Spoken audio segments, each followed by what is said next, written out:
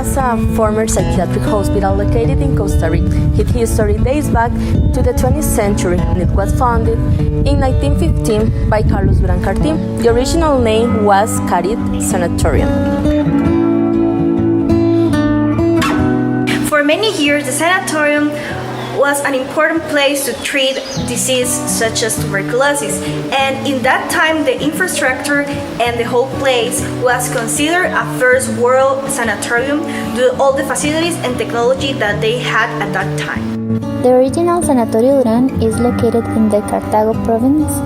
The choice of this location was based on the belief that the cool weather and the calm of the rural area were beneficial for the recovery of the patient's health.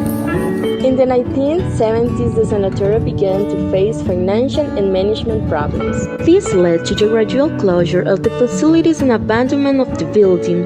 For many years, the building was in ruins and deteriorated considerably. The Sanatorio Durán opened November 1st, 1918. Here you will see 4 areas that were created for the first one for men, the second one was for women and children, the third one was for people, and the fourth one was for people with high economic resources. Then you will see also another part that was here on the sanatorium, but a little far, that was the area that you will see here, was for doctors and nurses. They were here to take care of the patients and to monitor them in the sanatorium. Since the Sanatorio Durán was located really far away from Cartago downtown, they decided to create their own vegetable garden, grocery store in order to give food and vegetables to the patients. Currently, the sanatorium is in a state of abandonment.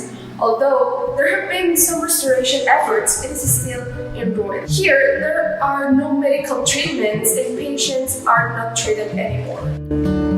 The general admission fee is 2,000 colones, and you can visit the Sanatorio Durán every day of the week from 8 a.m. to 4 p.m. And remember that free parking is available for the convenience of every visitor.